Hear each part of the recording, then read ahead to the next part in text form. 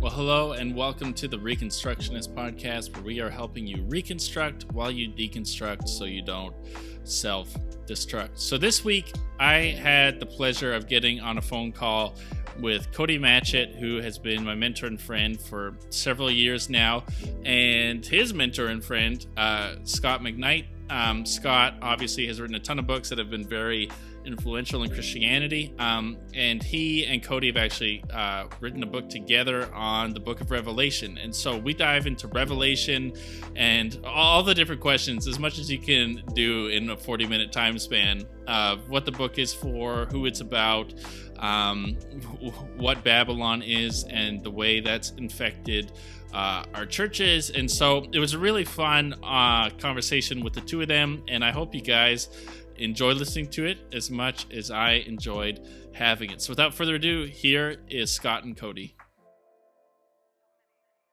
Well, hello, Scott and Cody. How are you guys doing? You guys will have to go one at a time or you'll talk over top of one another. Cody, you've been on the podcast before. Scott, you're new, but many of our listeners will probably know who you are. So Cody, why don't you introduce yourself first? And then Scott, can you just give a little intro about how you're doing, who you are, and what you guys have been up to lately? Yeah, my name's Cody. I am a PhD student in New Testament and a pastor in Calgary, Alberta, Canada. It's great to be back. And I'm Scot McKnight. I'm a professor of 40 years. Wow. At Northern Seminary outside in the western suburbs outside of Chicago. And Cody was a student of ours and sometimes a teacher of ours. And when he was working with me as a graduate assistant, teaching assistant, I was working on teaching the book of Revelation, and he entered into that project with me and became a co-author. So it's our book together. And so, well, I've known Cody for a long time, where when I was at Briarcrest College getting my bachelor arts in Christian ministry, he kind of, I don't know if he knew he was doing it, but he kind of became like a mentor figure to me. And so I heard he was going to Northern because we went through that whole process. He's been trying to convince me to head there as well. But it was cool to see just like you guys interact and to see someone who I've got a ton of respect for, I don't know, be given the opportunity to, like, other people are like, hey, this guy's actually legit. And he started teaching on Revelation and stuff. And now you guys have actually written a book together on Revelation. And so I kind of wanted to dive. I find actually that it's so interesting to watch even behind the scenes, because up until this point, I've never watched someone kind of write a book or someone that I know. So to watch like the whole process that Cody has gone through on his side of it is so interesting, even to see how like long a book takes, where it comes from like an idea to it being like formed and edited, and it's like years. And then this book comes out, because I remember joking with Cody when it came out. I was like, so do you feel like over Revelation now, where it's been like several years, you're like, oh, now I have to talk about it a lot. But what I found interesting is it feels like Revelation in a book like this is actually really timeless. And oddly enough, some of the stuff you guys talk about in your book, you might have thought, oh, that's like so 2 years ago. But then stuff has popped up recently that it's super relevant. And I found a book super helpful. But I wanted to ask you guys specifically, because out of all the books you could have picked to write and co-authored together and work on, Revelation seems like one that a lot of people would be like, why? Because I think a lot of Christians either are really obsessed with Revelation in an unhealthy way, or like just want to avoid it like the plague. And so I was wondering for you guys, what made you guys want to dive into Revelation and write a book on it and like go through this process of wrestling through it and producing this thing? Yeah, I'll begin, and then I'll let Scott really take the reins from here. It's really interesting. At the beginning of his commentary on Revelation, Gordon Fee says something very similar to what you just said, which Gordon Fee says, entering into the last book of the Bible, we're moving from, sort of clear points of argument, if you will, although we could say Paul's not always that clear, into this bizarre language of dungeons and dragons and fire and beasts. And Fee says something very similar, which is that people either take an over-exaggerated interest in the book, or they take no interest in it at all. And Fee says, I want to argue that both of those approaches are wrong. And so I think because of that, in particular, that churches have either one of those two approaches, which is an over-obsession with this book, or they don't talk about it at all, And I think Scott and I would both agree that both of those approaches are wrong. Revelation is timely. I've often said to people, it's one of the most relevant books of the Bible for our particular moment in time, just not for the reasons that people think, or that they've been taught to think that it's the most relevant book for our moment. And so I might respond with a why not. Revelation is wildly relevant to what's going on in our particular moment, and the ways in which Scott and I, and I'll turn over to Scott now, but have tried to think about the nature of discipleship and political discipleship in a moment where we live in a very polarized world. And I think Scott and I also want to argue that whilst some might say that the speculator approach to Revelation is the right way to read it, I actually think it's caused the church far more harm than it has good. But I'll turn it over to Scott to answer the question. Cody, I quoted that statement from Gordon Fee this morning in my own introduction to the Everyday Bible Study. This morning, I was looking at it and I said, that is the way to introduce this book. It is. And it's so good. Yeah.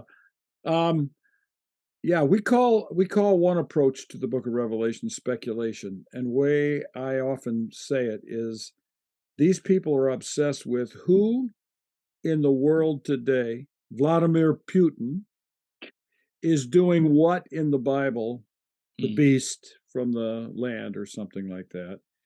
And how does that fulfill predictions about, let's say, the tribulation and the rapture and the millennium and the end of time?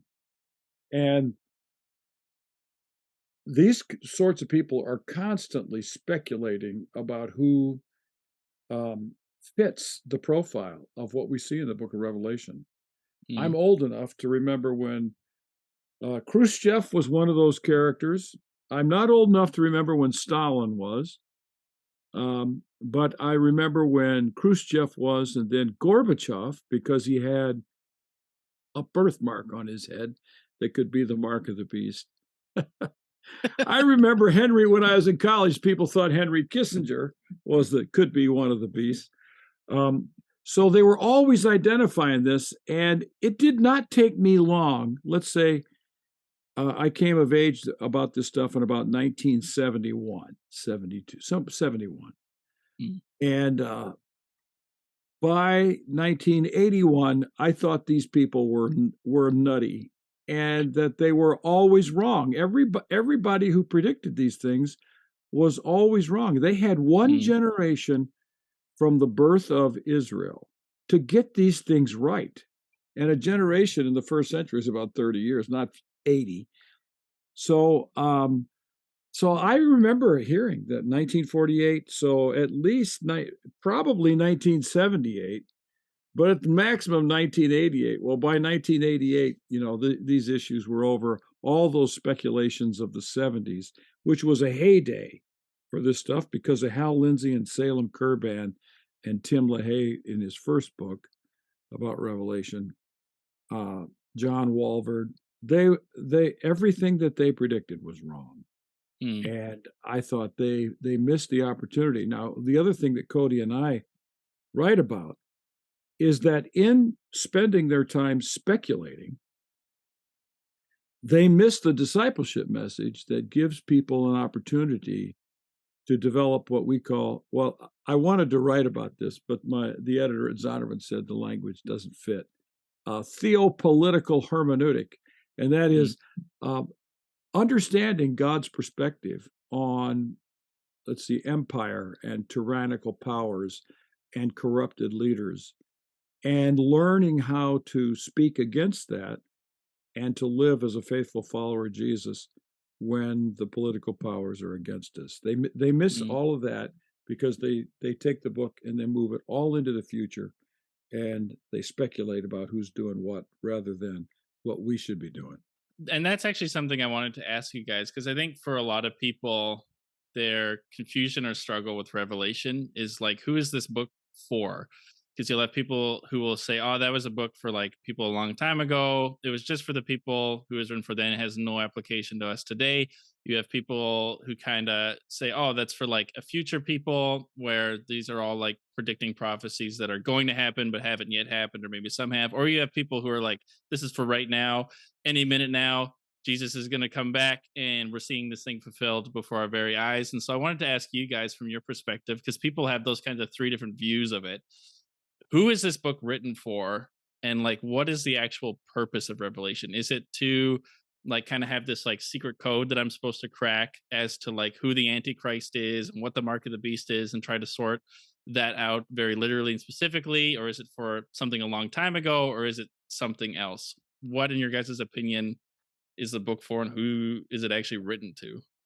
Yeah, thanks, Aiden. Let me sketch a few of those things really quickly. Some will talk about this book as entirely future, as you mentioned, the futurist approach. It's all for another time, which from that perspective, you have to imagine that God has to be pretty cruel to have John author this apocalyptic prophetic letter that he sends to 7 churches in Western Asia Minor, and they would have understood none of it because it's all for a future day. That just seems wildly cruel. Some others have tried to do something more akin to a historical approach, which is that lots of this is for the future, but then each of the churches represent a particular moment in history.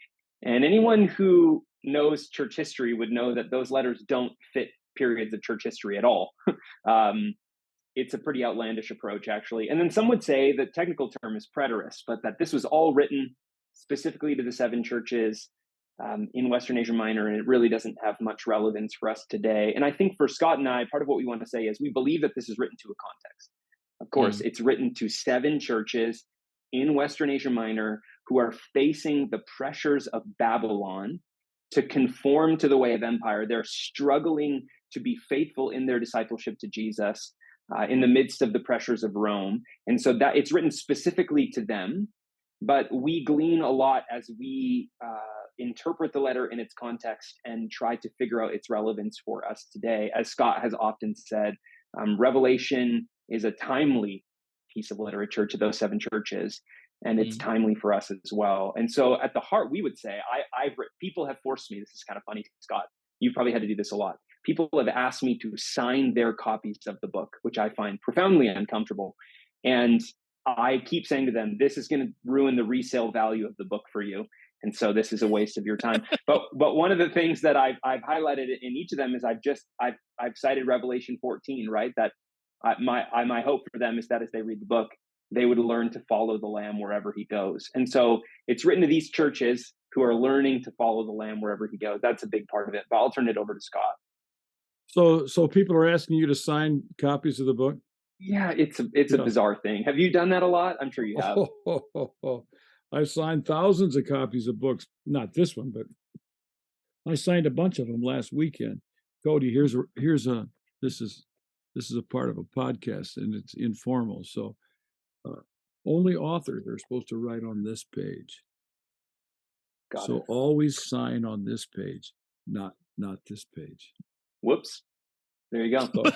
So but most authors don't even know this, but it's sort of the snooty upper class East Coast mentality of people who know which page an author should sign. They're only authors are supposed to write on that.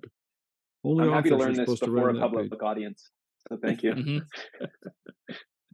So, well, I totally agree. I totally like what Cody had to say. I don't really have anything more to add to that. That's totally fair. Other than he needs to figure out what page he's autographing books on. Otherwise, that resale value is going down. Everyone's like, "Who is this guy?" It's already gone down. Yeah, it'll go up. It'll go up to have your name, have your author page on your. Yeah, I sign. don't think so. I have a few books I found by authors that were, I've bought used copies and signed by Joseph Epstein. So pretty cool. Well, I said this on a different podcast recently, but when I was in chapters once, I found a Bible that had a signed by author sticker on it, and that's been eternally funny to me. Wow, that's incredible. That's not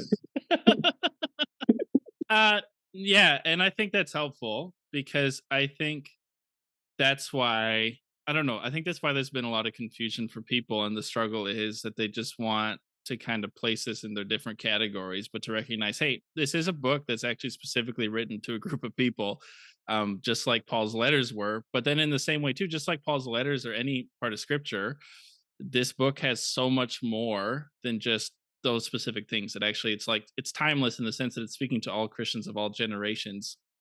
And when you try to put it in that box of, oh, it's just a specific prophecy and we're trying to like unlock this code of what does this mean and who specifically is the antichrist and is it Justin Trudeau or is it Donald Trump or is it Vladimir Putin, and you're like, you're way off base. And one thing that you guys say, that I've seen a lot of people highlighting too, is something really interesting, is that often people kind of describe their view of Revelation based on the like reign of Christ and when you think that is, whether you're, and even like the tribulation, and are you post trib or pre trib. And you guys in your book say that you find that really unhelpful. And actually, the most helpful thing for you to do to understand Revelation is actually to begin to understand Babylon. Because if you can understand Babylon and what John is saying here, then it makes the rest of the book make way more sense. And you guys have kind of hinted at that already, that this book is about Christians living in a form of Babylon and what that actually looks like. And it makes the letters at the beginning actually make a lot of sense once you realize that. And so I was wondering if you guys could dive into that just a little bit of why is Babylon important for us to understand? And then what are the characteristics or some of the characteristics of Babylon that John is trying to get us to notice and to be aware of in every culture that Christians find themselves in? Yeah, the way I like to say it is the book was written to the seven churches of Western Asia Minor in the first century, but Mm-hmm. through them to us. Right. And what John said to them in the first century can be explored as, let's say, template, guidelines, principles for us in our life today.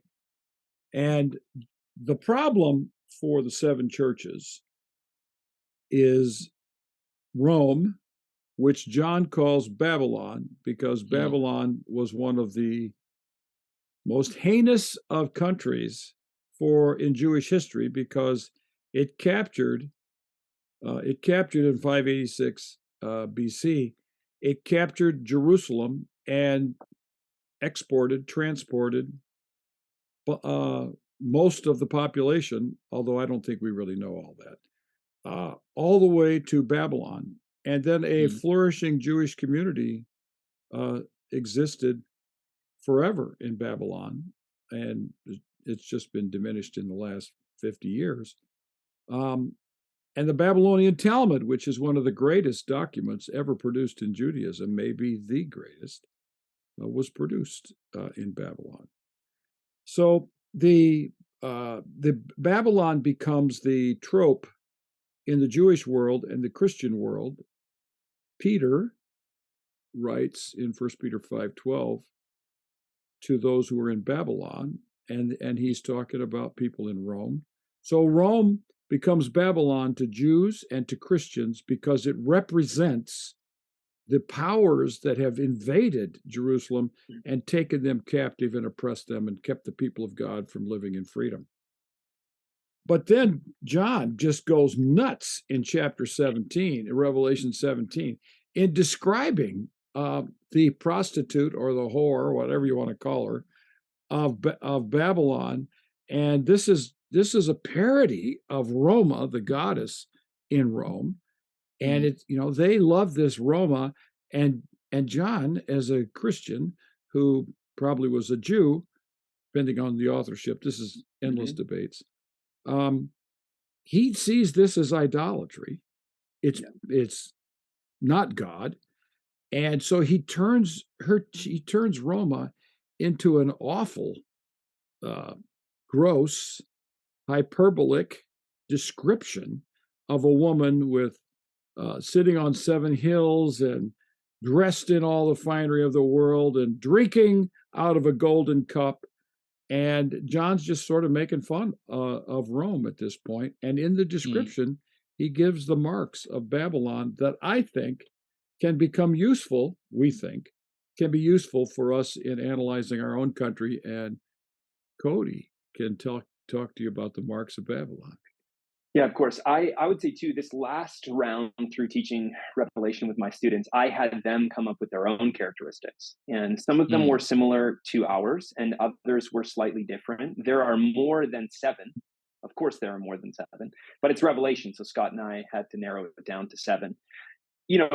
we could talk endlessly about these. Let me just say a couple. First, Babylon is anti-God, both for Jews and for Christians. That's Mm, clear. Um, Rome and its rulers. I mean, they have their own thing going on, and it's certainly not what the Jews have going on. It's certainly not what the Christians have going on. There's opulence. Babylon or Rome is murderous. They're driven by image. They're militaristic. They're economically exploitative. When you get into that great list of items, that the cargo Yeah. that's being traded, you get a really beautiful list until the end when you see that it's also transporting the beings or the souls of humans. And so Rome is they're exploitative. They're taking what they want from different places and they're shipping it to where they want it. And they're mm, arrogant. They're marked by this arrogance, this mad arrogance. I mean, Scott mentioned getting drunk on from this gold cup. Well, the woman is getting drunk on the blood of the witnesses to Jesus. I mean, this mm, kind of arrogance. She says in her heart, "I sit as queen, and I will never be widowed." I mean, this is every empire that's ever existed to say we rule and we'll never come down. We'll never be taken down. But if we could sum it up, if that's the seven that we sort of articulated in our book as people read Revelation 17 and 18, they might find others, but we summarize it with the word domination. Yeah. mm. That And ultimately, because you're in Canada, I don't have to worry about this. But we had a president you did? who we had a president who said, "Make America great again." Yeah. That is Babylon, because he wanted world domination of America as the greatest nation in the world. That Mm, sort of arrogance is exactly what John is doing with the Babylon image. "I will never mourn," the queen says of Babylon. Uh, "I'm sitting here happy, satisfied, and no one will touch us." mm, That's arrogance. That's Babylon. It's uncivil and inhumane, and all that I think could be wrapped up in Trump's desire in the United States, and it was embarrassing to many Americans and embarrassing to the world. Yeah. mm, Yeah. I'll say too, Aiden, coming back to your previous question, which is when we learn to think about Revelation a little bit backwards, and we see that the general movement of this narrative is towards the elimination and the eradication of the evils of Babylon, the evils of domination, so that the New Jerusalem can come. Then, as you mentioned, when we get back to the churches, you can recognize that what's being rebuked in these churches is that there's too much Babylon in the church and not enough of the church in Babylon. mm, And so John sees this conflict between the order of the lamb and the order of the dragon. And Scott and I haven't had extensive conversations about this, but this is how I understand what John means by the tribulation, which is it's the friction between these two realities, these two alternate ways of ordering the world that are just clashing. Scott was working on the Everyday Bible series for Revelation today. In chapter 1, verse 9, John says, "I am your fellow participant in the tribulation, the kingdom, and the endurance that we have in Jesus." The mm. tribulation is not future for John. He sees himself as a part of it. And this clash with Babylon, in some sense, becomes a key part of that tribulation, I think. Mm, Yeah, and that's Gordon Fee calls it the collision of empires or something like this. Mm-hmm. It's really Yes. church in Babylon, church in Rome. This is a very big part of this book, and in that collision, John is trying to teach the believers of Western Asia Minor that they need to be able to see these things Yeah. so mm, that they'll know how to walk faithfully, how to be a witness, how to worship, etc. They need to discern the presence of Babylon. And last weekend, I called it Babylon creep, and some people really like that Mm-hmm. expression. So I'll probably be using that. Babylon creep is occurring for the seven churches in Revelation chapters 2 through 3. So that's what John wants people to do, to see what Rome is actually like, what they're doing. Well, and I think that was one of the most intriguing things for me in reading your guys' book was recognizing those signs of Babylon. And the thing that kind of freaked me out was recognizing that Christians in the West have really bought into Babylon without recognizing it. I don't think. Whether you think, because you used the mega example of like Donald Trump and being like, we need to make America great, and people can like poke holes at like conservatives and be like, see, you guys are like going in Babylon. But then even on the left too, you see the same characteristics of Christians who are like, oh, we need to be more like the left. And especially when it's been so interesting to watch, because Canada was different, I feel like pre-COVID, where post-COVID it feels so much more what I feel like America's like as someone who's never lived in America. But what I see on TV of like the more polarization of the two different camps and the high politicization of like Christianity, not that Christianity isn't political. I think a lot of what Jesus says affects politics and what you see the world as. I just don't think it's part of a party. It's part of like a kingdom value that you would have from Jesus. But it's been interesting in reading your book to recognize those characteristics and for me to look at it and be like, wow, I see a lot of Christians in a lot of places in the West who, and myself included, who are so encamped in these ways of Babylon. And so I'm wondering for you guys, you've kind of named some examples, but when you're looking at the Western church and thinking about Revelation and this whole idea, what are some of the ways that you see the church kind of buying into the Babylon system of running the world? You know, I just read a book by a woman in the Pacific Northwest, Sarah Billups. It's called Orphaned Believers. Hmm. And she talked, I think it was her, who said something like this, that one of the reasons young Christians in the Pacific Northwest, which is very progressive, are walking away from the church is because a term like evangelical uh, disconnects them from the people that they're talking to.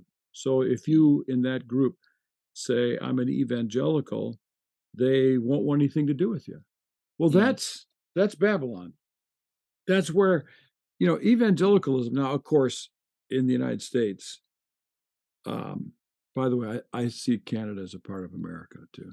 So I was corrected by a Canadian in 1973, and I've never forgotten it. Yeah. Wow. So, but when we evangelical in the United States too often means a political party. It means a Republican. Mm. But there is something about the power of political alliances in the United States, whether you're a Democrat or Republican, it just depends what group you're in. And if you feel ostracized as a Christian because your political orientation doesn't line up with someone else's, I think you're feeling Babylon at that point. That's Mm. what Babylon does, is that it makes you line up politically with the powers of a political party or the powers of a political leader or a Mm. political platform. And the witness, and I don't want to try to rescue the word evangelical here. The witness is we stand up for Jesus regardless of the political implication or the political parties that are surrounding us when we do that. That's what John means by the word witness. That's his term right there. Yeah, I think in our own context, I mean, Aiden, offline, we were having this conversation about, what are the metrics for success in ministry? What is a pastor? Um, I know Scott is really appreciated, but I just finished teaching a class where my students read through Scott's Tove book and they loved it, rave reviews, really great reports on the book. But beyond that, a book like Caitlin Beatty's book, Celebrities for Jesus, where we think about and what has become of our metrics for success in the church when we turn to CEO and leadership culture, and certain kinds of numbers and donations become the metrics for success. And then even the pastors who got into ministry to be pastors, and pastors pastor people. I mean, that's what pastors do.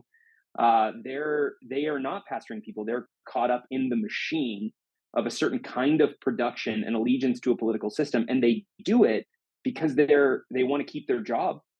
And Mm. so they, even pastors who are conscientious of these things, they often end up feeling so stuck and trapped because they have families to support and people in their lives who are relying on them. And I think a lot of times people feel Mm-hmm. like, I don't want to leave this community because there are good people here. But I think that notion of when does the church start to look like Babylon? I mean, corrupted teaching is a big part of it, and misguided forms of worship. We talk about these things in our book, and I think Scott has already alluded to those. But we see the Babylonian creep, as Scott put it, that these things start to happen where our worship gets turned a little bit towards the political systems, and our teaching, we turn the text these ways and we ignore those texts because they don't fit within our paradigm. And I think a lot of our metrics as the church in the West have become skewed. And I think that we could point back to, at least abstractly, and say it's partially because of Babylon finding its way into the church. Mm. You know, one of the themes of Babylon is opulence, and Mm-hmm. opulence is about wealth. Yep. And no one had more money than a Roman emperor because all the taxes were paid to the emperor. He had all the money and he dispersed it. He becomes the great a man of benevolence, but actually he was just giving people back money that he had taken from someone else. But we do not. Okay, I'm old enough to remember when Ronald Sider wrote his distinct book called "Rich Christians in an Age of Hunger." Now, you guys are too young, probably to know about this book. But the book was unbelievable when it was written. And there were people who called him a communist, a socialist, they called him everything. And when I read it, I thought, by golly, this is really important. And there is something about economics that is so tied to Babylon that it has become invisible to the church and to Christians. And I'm not one who's going to spend my time saying capitalism is evil. I think every economic system has the capacity to be distorted by people who will use it to their own advantage. Capitalism included, socialism included. I mean, no, there are the countries that are sort of strictly socialist, not social democracy, probably have more people poor than any place in the world. I would say that Christians need an entire re-education, a rediscipling of our posture toward money, toward economy, and I think the Book of Revelation calls us to see that sort of thing. One of the churches, you think you're rich, but you're not. To dive into that just a little bit deeper, so for you guys in studying this book and going through this process, when you're looking at the church in the West, because that's all of our context, and you're seeing these different issues and the way Babylon has kind of creeped in to the church and into the lives and hearts of Christians, for many unknowingly, what do you think needs to happen in the church and in follower of Jesus's lives to yeah, to have that kind of woken up to, and to be able for that to change, where the church is no longer like getting into bed with Babylon, but instead is following the way of the Lamb? What do you think needs to change? And obviously we can't solve all the church's problems in a podcast. We don't have enough time. But when you're looking at the church in the West, and for people who are listening to this, what are some like practical ways, or what are some essential things that you think the church in the West needs to sort through or figure out, or have themselves awakened to, in order to kind of resist Babylon and head in the direction of the way of the Lamb? Andrew Root is one of the pastoral theology professor analysts of American culture and American church culture, and why people aren't going to church, using the Canadian scholar Charles Taylor of the secular age. And Andrew Root would say this, and I think this is exactly the answer. Part of it is our imagination has been so reshaped by the secular age that we can't come up with a Christian imagination, a Christian social imaginary, as Charles Taylor talks about it. And I think we have to have what Richard Hayes calls, in a different context, a conversion of our imagination, so that we begin to think outside the box of the secular age and begin to think of how Christians can live economically in a way that follows the Lamb and speak and embody a new message about capitalism, social democracy, socialism, communism. Speak of these things in a way that is challenging on the basis of the vision of Jesus, the practice of the early church, the hints of this in the book of Deuteronomy, of course, and the actual Mm. laws, and in Revelation, where the woman is castigated for her opulence and luxury. Yeah, that's good. Yeah, I mean, imagination plays a key role in all of this, of course. We could go back to the first word of the book, which is where a lot of confusion comes from. I mean, apocalypsis, when we hear the word revelation or apocalypse, we think end of the world. But the imagination, then, if it's a conversion of the imagination, I think John would probably also want us to think that there's an unveiling for many of us that needs to happen. And Mm. we don't see these things quite as clearly as we think we do. Um, and there's a degree to which I think an apocalypse wants us to not place all of our confidence in our own eyes and our own ability to see and hear, because seeing and hearing, I mean, these are key themes in the book. And John really works with these themes quite rigorously to kind of mess with us. So I think we need a sort of pulling back of the curtain and ability to see differently. I often think of this is not related, and the word apocalypse doesn't appear here, but I often think of Moses following the story of his birth. And then Moses, chapter 2, verse 11 in Exodus, Moses goes out and he's looking at the empire.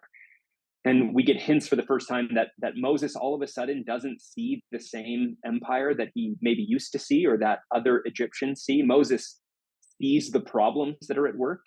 It's almost like he's had some kind of vision to see Egypt differently than he did before. And that leads, of course, to his snapping and his murdering of an Egyptian. But my point is, Moses goes out one day and he doesn't see the same empire that he sees before. He doesn't see the beauty of Egypt. He sees the oppression and the tyranny and he sees all of these things that we're trying to describe. So I think it requires this kind of apocalypse that we can start to see differently and then disciple our way through that. Discipleship is key to the book of Revelation. It's key to what we're trying to talk about in our book. And I think we need a reinvigorated understanding of what discipleship looks like in our particular historic moment. Mm. I'll just say one more thing. I've been saying lately, I read a quote from Chesterton from The Irresistible Man that has been sticking with me for a while now, which is Chesterton says something, I'm paraphrasing now, along the lines of things that create affection are fine so long he says things that are familiar are fine so long as familiarity breeds affection. But when familiarity begins to breed contempt, you better start defamiliarizing people with the stuff they think they know, because that's the only hope they have to love it again for the first time. And I think that this becomes key for a lot of people who are struggling, not just with the book of Revelation, but with Christianity and faith in general, is that they're coming back to the basics. They're defamiliarizing themselves, and that often is coming back to Jesus. And I think that's what this book is about again and again, is coming back to Jesus. Chesterton. The problem with Chesterton is every sentence is quotable, and no one can quote it quite the way he said it because it's so clever. Yeah, oh man! All right, John also teaches his people that a part of their conversion of imagination, and of all the things that Cody was just saying, is to learn how to worship. There are 9 songs in Revelation, although there's debates about how many songs. I think David Awney has 16 songs. Yeah. Is that right? Doesn't he have 16? I think songs? It is. He has a lot. Yeah. So he's a form critic, so he saw little snippets that he thought were hymns. But John, if you study the hymns of John, they're the songs of John. The best analogy that I've heard for them is from the African-American scholar Brian Blount, who contended that they can be read through the practice of the spirituals in the African-American tradition, which were taking the language of the empire, the slave owner, his religion, Christianity, and taking those words that they heard in sermons from their slave masters and reworking them and reshaping them into songs that sounded ever so good to the slave master, but were actually songs of subversion. Hmm. And so John, I would put it this way, that the political morass that the Western church is in right now in the United States, and I'm not going to say anything about Canada because I don't know enough, and that is one of the biggest problems for the American church is that it has not embodied truly at the deepest level where it becomes permeating and pervasive, is they have not learned to worship the Lamb. They have not learned to worship God enough that gives them eyes to see Washington, D.C., or Chicago, or Berlin, or London, or Montreal, Toronto, whatever, uh, Vancouver, and see in those powers things that are out of line with the worship of God. Hmm. And it is, I think, our lack of worship, and I don't mean singing songs with our hands raised on Sunday morning, but a fullness of worship, is one of the biggest reasons why the American church is so corrupted politically today, because it no longer knows the difference between allegiance to a political party or to Washington, D.C., and allegiance to Jesus. That's a good sermon right there. It is. Come I on. want to be gracious to your guys' time because you guys have been super gracious to me. And so, just one last quick question for each of you. I just kind of want you to tackle the two different people I imagine listening to this. Where, for you, Scott, if you could kind of imagine just talking to the person who is hearing this and hearing about Revelation and your guys' book, and is like, "This sounds great, but I've seen this book so abused and manipulated that I still have zero desire to read it. I just want to avoid it." Could you maybe tackle what you would say to that person who's like, "I just want to avoid this book. I have zero interest in it." And then for you, Cody, for the other person who is listening to this and being like, "Scott and Cody are out to lunch. They're nuts. They're wrong. They're not reading it right. And I know the proper way to read it." Could you tackle for that person when they just hear what you're saying and are very resistant to how you guys are reading this book? And so just the two different people I imagine. So yeah, Scott, for you. I would say give it a chance and read it. This is the way I would put it: read it as fiction, the way you Hmm. read Lord of the Rings, Harry Potter, Chronicles of Narnia. I don't know who else. Who else do I mention? I would say Virgil's the Aeneid, Homer's Odyssey, Iliad. Iliad and the Odyssey, and also even John Bunyan's Pilgrim's Progress. The way Hmm. you would read, instead of getting trapped into the speculation stuff, read it as fiction and come away with the story that is taking place from the vision of Jesus in chapter 1 to the vision of Jesus at the end of the book, and all those judgments or disciplines in the middle that seem to reconfigure the world so that it would be fit for New Jerusalem, and just forget uh, who is doing what, and just see what the story does for you. And I think you will discover that any desire for a progressivism in our world matches the vision of the book of Revelation. Yeah, I wonder in some sense if the advice sort of won't be the same here. Get lost, just don't get left behind, right? That's what we say in the book. I might say that, yeah, for those who think we're out to lunch, you're resistant to these categories or the ways that we're chatting about it. I understand that. And I just want to say first that I'm sympathetic to that, because I think so many of us are taught through particular lenses and categorizations and frameworks. And so similarly, I might say I've used this language for years. I used it in a Substack post when we were promoting the book. I just want to encourage the hospitality of hearing.